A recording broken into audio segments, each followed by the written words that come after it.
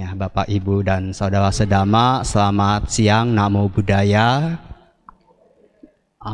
Mungkin mau agak maju sedikit ya, biar lebih enak. Karena ya minta tolong Ko Atyong maju depan sini ya.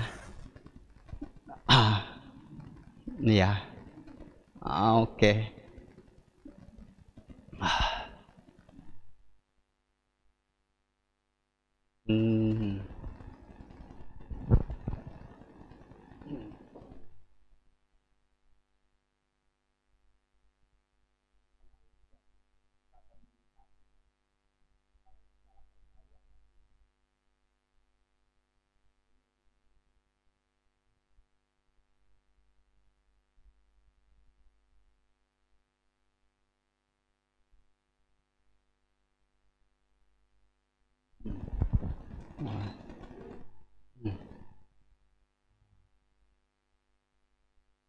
Ya, oke. Sukihontu, Namo Buddhaya.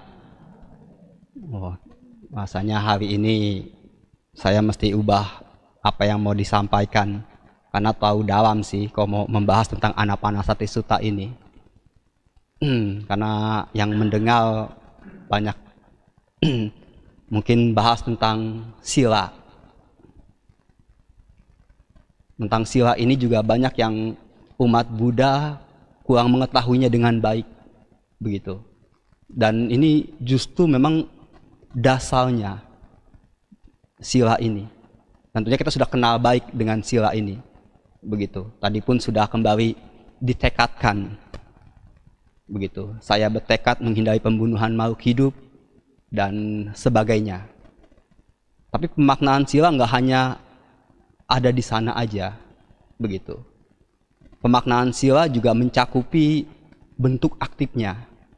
Tadi kalau Pancasila Buddhis itu disebutnya wawita sila, yaitu moralitas mengenai penghindaran diri yang harus dilakukan.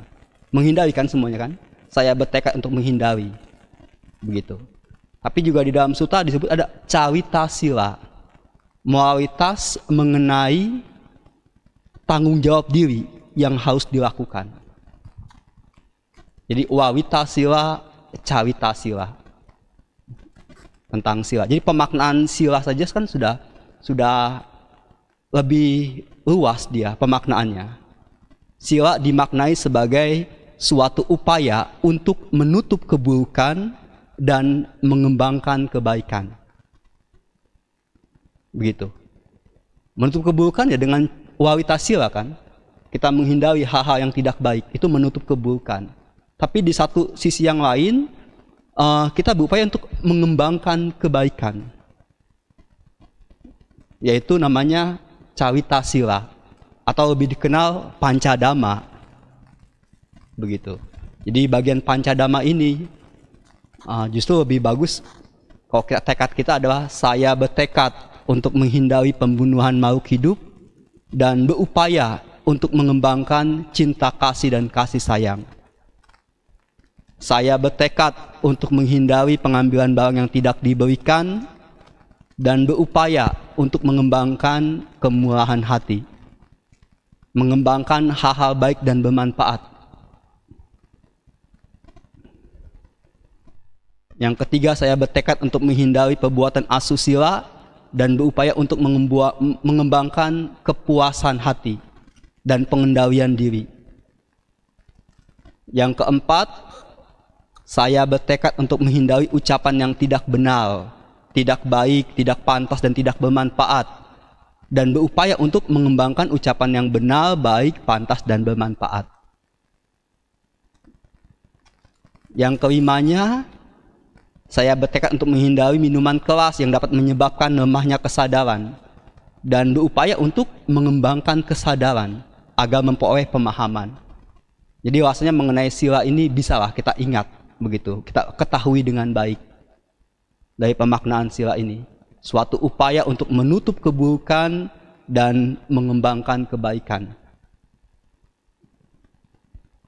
Dimana puncaknya sebetulnya, puncaknya itu ya di yang kelima ini. Dalam artian yang tertinggi. begitu kan? Saya bertekad untuk menghindari minuman keras yang dapat menyebabkan lemahnya kesadaran dan berupaya untuk mengembangkan kesadaran agar memperoleh pemahaman. Sati sampajana. Itu ada di bagian yang tertingginya. Kalau ini yang kita pegang, dia otomatis yang lainnya juga akan terpenuhi dengan baik. Begitu.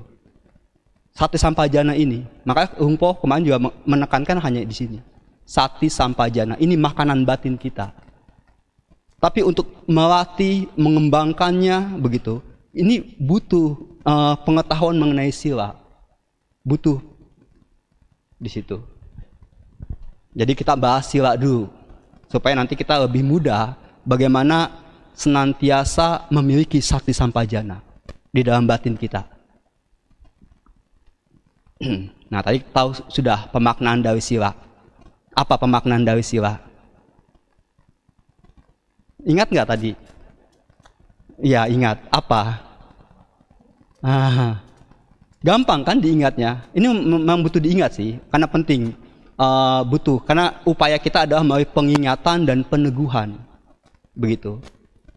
Kalau upayanya adalah melalui pengingatan dan ini tidak diingat, jadi ya belum bisa kita upayakan. Begitu.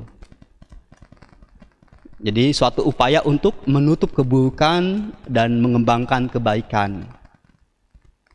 Ya, menutup keburukan, poin-poinnya adalah Pancasila tadi. Begitu. Mengembangkan kebaikan, poin-poinnya adalah Pancadhamma. Di situ. Nah, sudah tahu sampai sini? Sudah bisa diingat? Nah, itu bagian pertamanya begitu. Bagian pertamanya. Pemaknaan dan poin-poin. Lalu bagian keduanya bertanya kepada diri sendiri. Perihal sila ini bermanfaat atau merugikan? Ini penting untuk lebih menguatkan. Kan sederhana kan pertanyaannya. Perihal sila ini bermanfaat atau merugikan? Bermanfaat. Seberapa besar manfaatnya? Nah, sangat besar. Tadi juga kita ada ini, Sirena Sugating Yanti, Sirena Boga Sampada, Sirena Nibuting Yanti. Begitu. Bahkan kebahagiaan yang tertinggi, Nibbana pun ya dilandasi oleh sila ini. Sila ini yang menunjang. Begitu. Luar biasa, manfaatnya begitu besar. Itu bagian yang kedua. Bagian yang kedua bertanya kepada diri sendiri, perihal sila ini bermanfaat atau merugikan? Bermanfaat. Seberapa besar manfaatnya? Sangat besar. Jadi semakin kuat kita termotivasi untuk mengembangkan sila ini. Begitu. Lalu bagian yang ketiganya, kita bertanya lagi pada diri sendiri, saya punya potensi tidak untuk mengembangkan sila ini? Punya kemampuan nggak kita? Punya. Dan sudah sejauh mana saya mengembangkannya? Begitu. Jadi dia dari dalam sih, dari dalam supaya keluar, punya kekuatan yang lebih besar. Begitu. Dengan pengetahuan ini sangat mendukung bagi kita untuk melatih dan mengembangkan sila dengan optimal. Tujuannya itu. Mengapa dibuat agak panjang? Karena ada manfaatnya. Dan ini Sang Buddha sendiri yang menyampaikan, begitu kan? Kalau kita membaca di dalam Anguttara Nikaya, pernyataan Sang Buddha kepada kita semua secara langsung, bisa dikatakan secara langsung, beliau mengatakan kepada para siswanya untuk mengembangkan kebaikan, mengembangkan sila.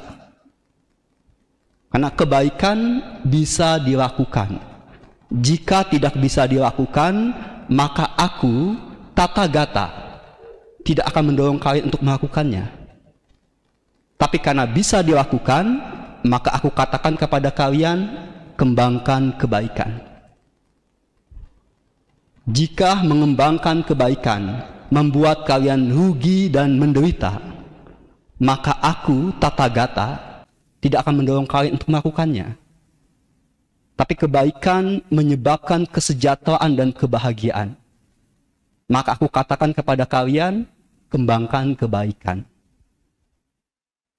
Sederhana yang Sang Buddha ungkapkan, tapi begitu kuat. Ada penekanan di sana. Begitu. Bahwa kebaikan ini bisa kita kembangkan. Kita punya potensi, punya kemampuan mengembangkan kebaikan ini. Dan juga akan membawa pada kesejahteraan, kebahagiaan bagi hidup kita. Jadi beliau mendorong kita terus-menerus. Hanya ini yang perlu dilakukan. Begitu.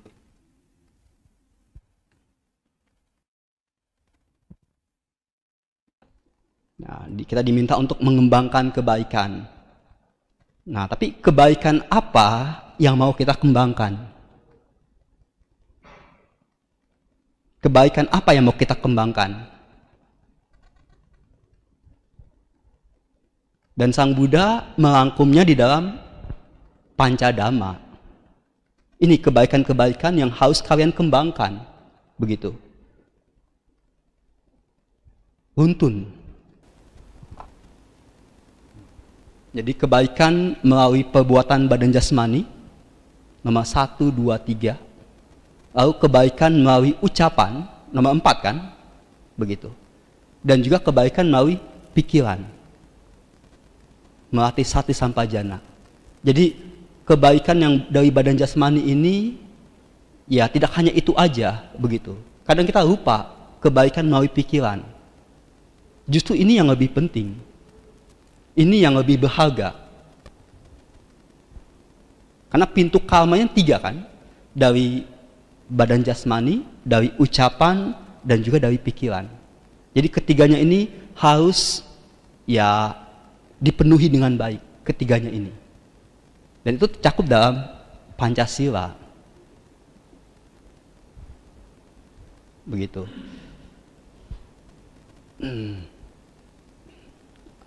Dan juga ketika kita mau menerapkan Pancasila ini, tapi kita sudah tahu tadi sudah diterangkan bagaimana cara kita menjaga dan mengembangkannya, begitu. Dengan ingatan, ini penting, mengingat ini, 3 pertanyaan ini, begitu. Pemaknaan dari sila, poin-poinnya, lalu bagian yang kedua, bertanya kepada diri sendiri, perihal sila ini bermanfaat atau merugikan? Tentunya bermanfaat, sudah sebesar manfaatnya, begitu. Bagian yang ketiga, saya punya potensi tidak untuk mengembangkan sila ini. Dan sudah sejauh mana saya mengembangkannya. Ini penting. Kenapa disampaikan ulang? Begitu. Karena dengan hal seperti ini akan lebih optimal kita mengembangkan silanya. Begitu. Dan kita punya arahan yang jelas apa yang mau dikembangkan. Nah, diawali dari yang pertama. Tadi fokus kita di Pancadhamma kan? Cinta kasih, kasih sayang, lalu kemurahan hati, kepuasan hati, ucapan yang baik dan bermanfaat, dan pikiran yang terlatih. Begitu, runtun. Nah, ketika kita menerapkannya juga, kita coba dari nomor 1. Mencintai diri sendiri. Internal dulu. Sang Buddha katakan dia bersamaan sebetulnya sih. Nggak bisa dipisahkan. Begitu. Ketika kita berbuat baik dengan orang lain, ya itu juga kan untuk kebaikan diri kita sendiri. Dia nggak terpisah. Tapi secara internal dulu, saya mencintai, menyayangi diri saya sendiri. Begitu. Sehingga saya mau melakukan hal-hal baik dan bermanfaat untuk diri sendiri. Iya kan? Memberikan kemurahan hati kepada diri sendiri.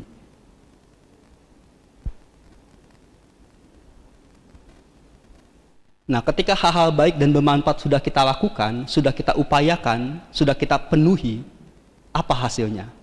Muncul kepuasan hati dan kebahagiaan. Yang ketiga,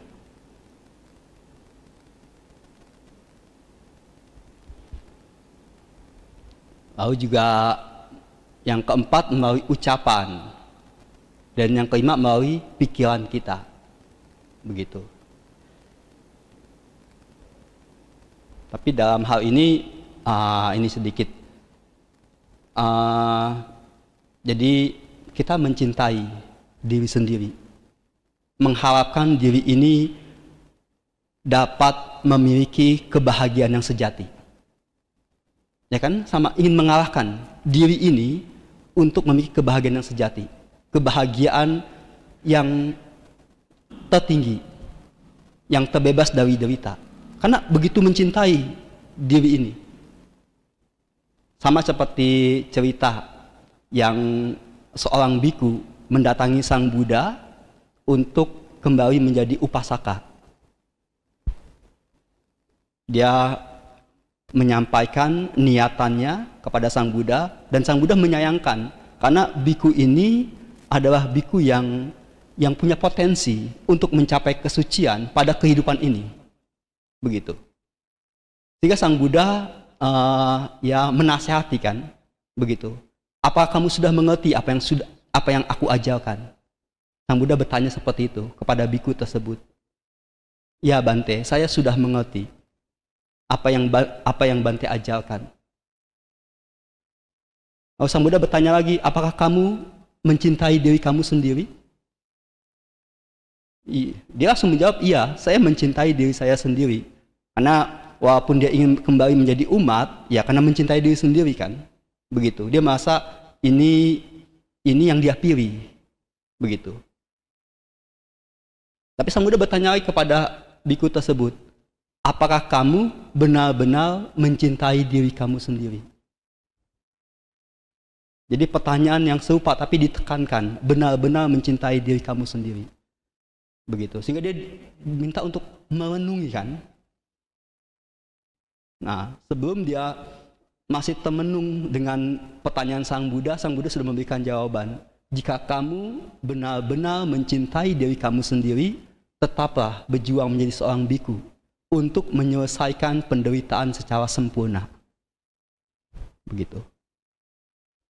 Memang betul, bisa jadi biku ini ketika dia lepas jubah, tidak melanjutkan kebikuannya, ya dia hidup sesuai dengan dhamma, begitu. Mengarah pada kebahagiaan. Tapi Sang Buddha lebih mengharapkan dia berjuang menjadi seorang biku untuk menuntaskan penderitaan sepenuhnya, begitu. Untuk mendapatkan kebahagiaan yang tertinggi. Jadi kalau kita betul-betul mencintai diri sendiri, ya kita akan berupaya optimal, begitu, untuk mencapai tujuan yang tertinggi. Jadi yaitu mencintai diri sendiri yang pertama. Sila pertama kan, mencintai, mengasihi diri sendiri dengan sangat mendalam. Benar-benar mencintai diri sendiri. Sehingga mau melakukan hal-hal baik dan bermanfaat yang besar untuk diri sendiri. Karena hal-hal baik dan bermanfaat itu begitu banyak. Begitu banyak. Ada yang ya kualitasnya beda-beda kan. Kualitasnya beda-beda. Sama seperti uang lah, begitu. Sama-sama disebut uang. Ada yang 1.000 rupiah, 2.000 rupiah, 5.000, 10.000, 20.000, 50.000, 100.000. Sama-sama uang. Tapi ketika kita mencintai diri sendiri dengan benar, dengan ini, kita mengupayakan yang tertinggi, begitu. Memberikan manfaat yang terbesar. Jadi hal-hal baik dan bermanfaat apa yang sangat besar itu? Karena hal-hal baik dan bermanfaat begitu banyak. Kita berdana, kita melakukan belajar, begitu. Nah, saya harap ini ada Sutta Anapanasati. Ini hal-hal baik dan bermanfaat. Ini hanya 10 halaman, tidak panjang. Kita hanya diminta untuk belajar, mengetahui dengan baik apa yang Sang Buddha sampaikan di dalam Anapanasati Sutta. Begitu. Ini hal-hal sangat bermanfaat ketika kita mempelajarinya dan juga memperdalamnya. Begitu. Nah, ketika pengetahuan ini sudah kita miliki, begitu, sudah kita miliki, yang muncul adalah rasa senang, rasa puas, rasa bahagia. Sama seperti kita belajar hal lain apapun, begitu. Ketika kita belajar, memiliki pengetahuan, muncul, oh saya senang, saya bahagia, saya puas, sudah punya pengetahuan ini. Apalagi pengetahuan ini pengetahuan yang bisa mengalahkan kita pada tujuan yang tertinggi. Begitu. Pengetahuan ini. Ini bisa langsung dialami langsung. Ketika sudah membacanya 1 kali, 2 kali, lalu memperdalamnya dengan perenungan, begitu. Ini semakin besar rasa senang itu, rasa puas itu, rasa bahagia itu. Saya sudah punya pedoman, punya petunjuk yang Sang Buddha sendiri yang menyampaikan, begitu. Enggak ada lagi kebimbangan bagi kita untuk melangkah. Bagaimana kita melangkah menuju Dhamma itu? Punya keyakinan yang kuat. Nah, itulah yang menyebabkan rasa senang, rasa puas dan bahagia di dalam batin ini. Kita memiliki bibit kebijaksanaan. Ini bibit kebijaksanaan disebutnya. Begitu. Ini betul-betul harus ada dalam batin kita. Harus ditanam ke dalam batin kita. Nah, kalau sudah menanamnya, nah kita pakai nomor 4, ucapan yang baik dan bermanfaat. Kenapa ini dibutuhkan, yang nomor 4 ini, ucapan yang baik dan bermanfaat, ini seperti tekad. Saya bertekad dengan sepenuh hati akan menumbuhkan bibit kebijaksanaan ini ke dalam batin saya hingga menghasilkan buah kebijaksanaan. Untuk kedua kalinya dan ketiga kalinya, saya bertekad dengan sepenuh hati akan menumbuhkan bibit kebijaksanaan ini ke dalam batin saya hingga menghasilkan buah kebijaksanaan. Ini adalah ucapan yang baik dan bermanfaat buat batin kita. Begitu. Nah, setelah itu apa? Ya tinggal kita mengimplementasikannya, mempraktekannya dengan sakti sampajana. Yang nomor kelima. Terus menerus dengan sakti sampajana dilatih dengan mengikuti panduan yang Sang Buddha ajarkan ini. Begitu. Jadi disitulah sakti sampajana kita dikembangkan, dilatih sedikit demi sedikit. Tapi akan optimal hasilnya karena dari bawah, begitu. Dia dikembangkan. Saya mencintai diri sendiri, sangat mencintai diri saya sendiri, begitu. Karena itu saya memberikan hal-hal baik dan bermanfaat yang besar kepada diri saya sendiri. Saya mempelajari yang Sang Buddha ajarkan. Nah, setelah saya mempelajarinya, saya merasa senang, saya merasa puas, saya merasa bahagia. Begitu. Ini begitu berharga, ini emas buat saya.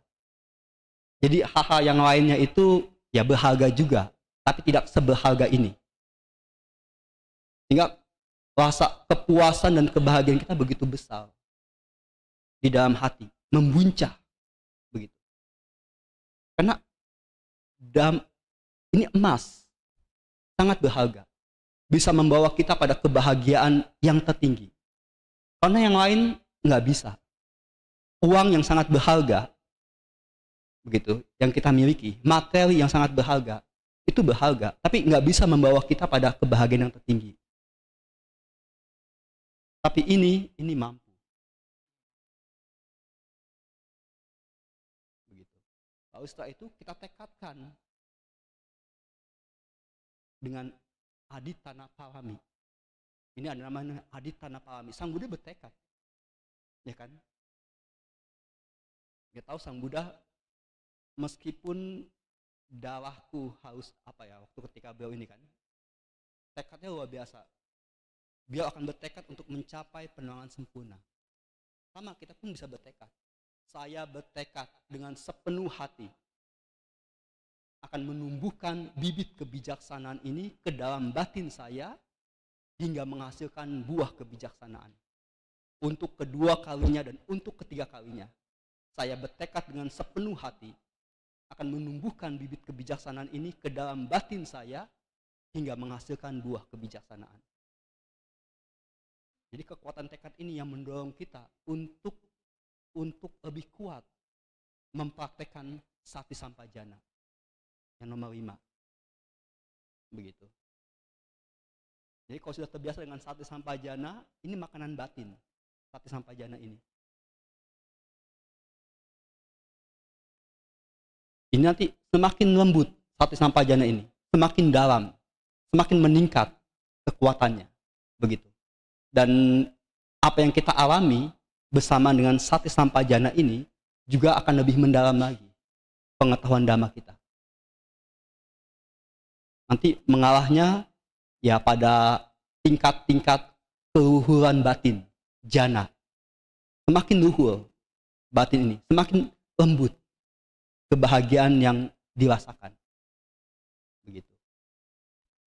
Jadi itu aja sih poinnya, pedomannya. Begitu. Enggak susah, sederhana. Jadi pancadhamma ini begitu penting. Menjadi pedoman kita untuk menempuh jalan dhamma. Bisa mengantarkan kita sampai pada tujuan. Dan mudah kita ingat kan? Mudah untuk kita ingat. Ingat dalam artian yang tadi, ini kan perihal sila kan? Pancasila, pancadhamma. Makanya seringkali diulang-ulang. Karena biar dasarnya ini kuat. Sila ini. Begitu.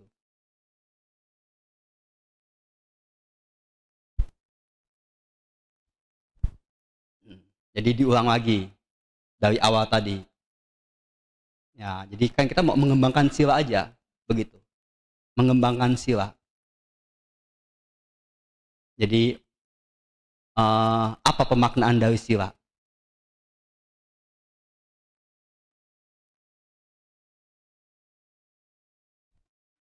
Ya, suatu upaya untuk menutup keburukan dan mengembangkan kebaikan. Jadi ada 3 pertanyaan kan ke diri sendiri. Begitu. 3 pertanyaan ke diri sendiri. Pemaknaan sila dan poin-poinnya.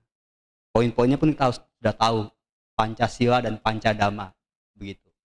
Lalu pertanyaan yang keduanya, perihal sila ini bermanfaat atau merugikan? Bermanfaat. Seberapa besar manfaatnya? Sangat besar. Sirena sugating yanti, sirena boga sampada, sirena nibuting yanti. Kalau kita mengupayakan terus-menerus sila ini, kebahagiaan hidup pada saat ini, kebahagiaan hidup setelah meninggal dunia, atau di alam surga, sugating yanti. Kehidupan mendatang. Dan juga kebahagiaan yang tertinggi nibbana. Begitu. 3-tiganya bisa dipenuhi dengan sila ini. Jadi begitu besar manfaat dari sila ini. Lalu pertanyaan yang ketiga, saya punya potensi tidak untuk mengembangkan sila ini? Punya kemampuan nggak kira-kira? Punya, bisa kita upayakan. Dan sudah sejauh mana saya mengembangkannya? Ini mendorong kita, memotivasi kita untuk terus-menerus mengembangkan sila ini. Begitu. Nah, kalau ini sudah kuat, ada kekuatan dari dalam, ada tenaga dari dalam, begitu. Nggak susah buat kita untuk membaca ini sampai selesai.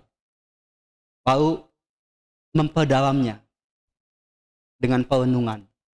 Karena nggak mudah juga sekali baca langsung tahu 100%, kan enggak kan? Dia butuh berkali-kali dibaca. perlu diskusi, perlu dengan latihan, sehingga pengetahuan kita akan hal ini menjadi lebih baik. Begitu.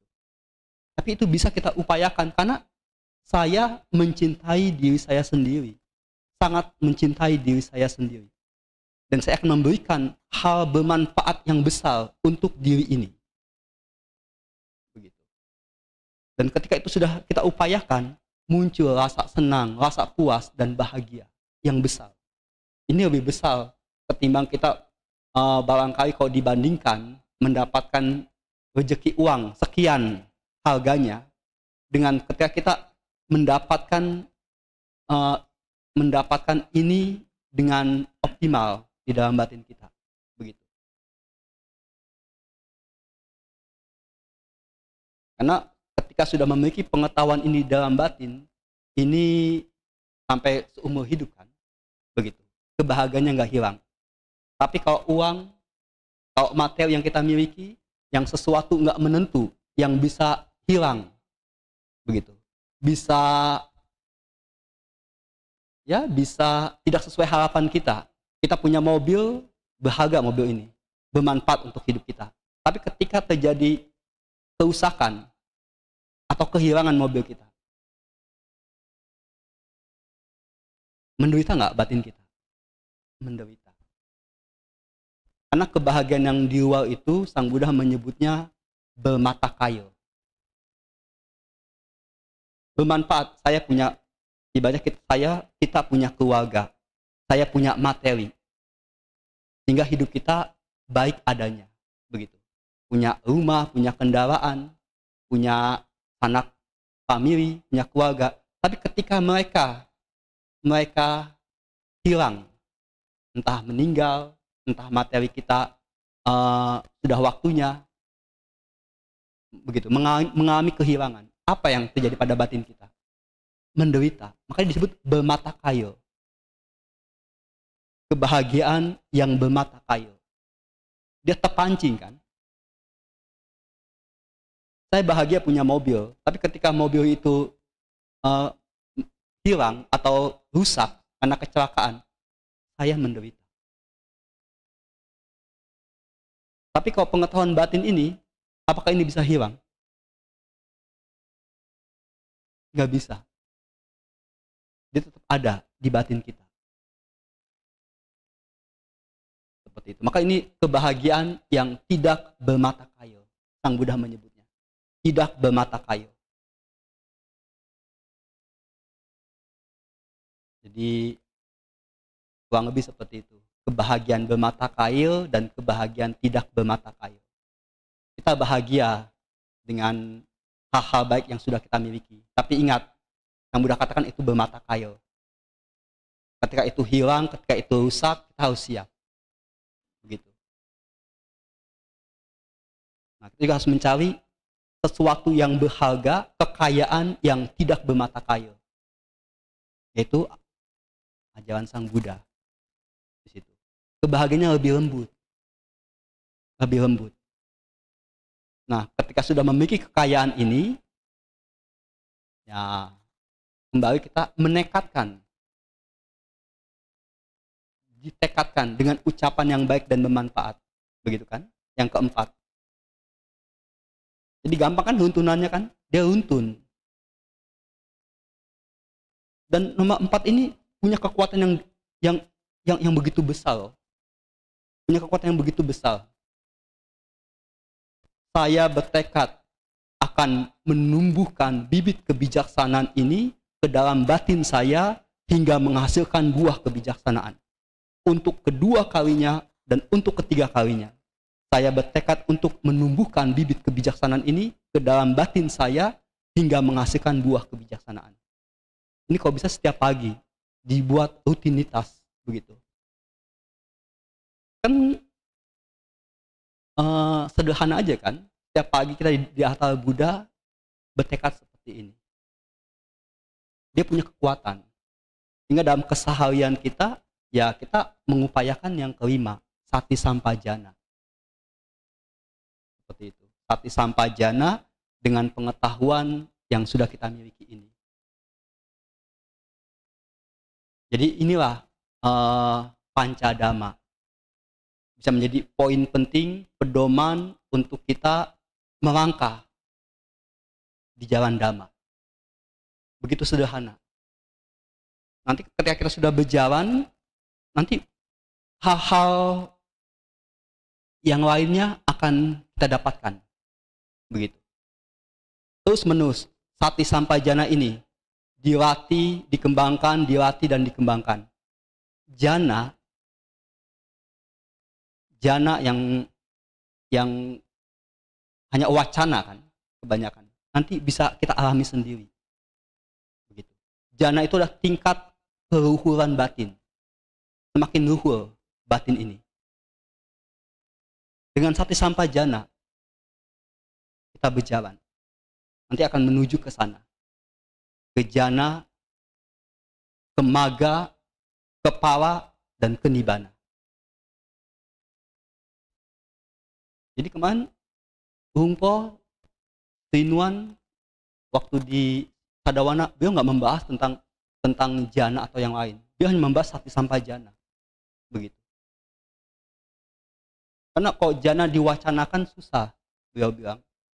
Cukup sati sampajana aja kita upayakan. Nanti dengan sendirinya juga akan mengarah ke sana. Begitu. Karena dengan seiring latihan sati sampajana ini, batin kita akan semakin lembut dan lembut. Begitu. Semakin luhur. Tingkat keluhurannya itu semakin meningkat. Jadi dialami sendiri. Seiring dengan latihan. Jadi beliau katakan, sati sampajana adalah makanan batin. Jadi ya kita harus setiap saat untuk memiliki sati sampajana ini.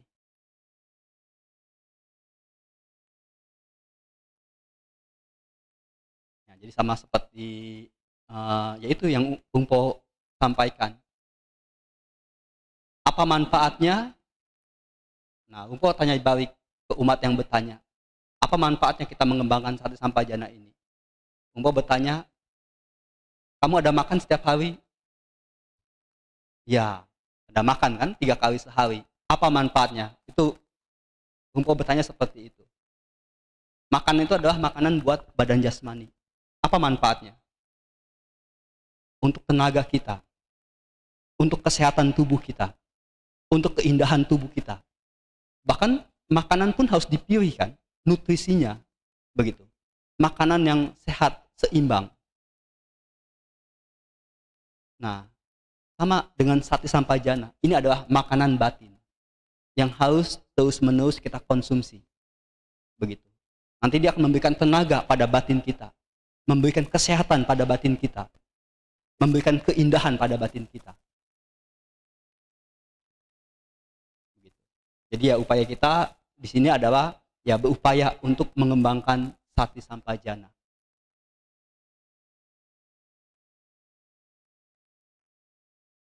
Nah, saya rasa ini yang dapat disampaikan mengenai makanan batin sati sampajana yang terus-menerus harus kita konsumsi untuk kesehatan batin kita, untuk keindahan batin kita.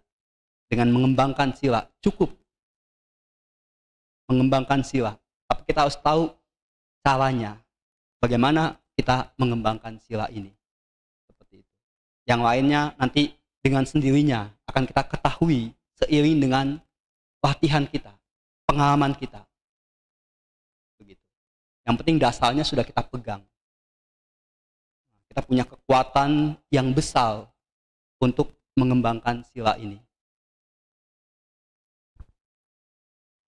Saya rasa ini yang dapat disampaikan. Semoga pengetahuan Dhamma ini bisa diingat dan juga dipraktekkan tiap waktunya. Ini mudah, ini sederhana,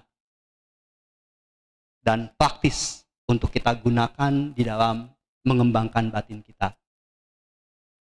Anumodana, selamat siang, Namo Buddhaya.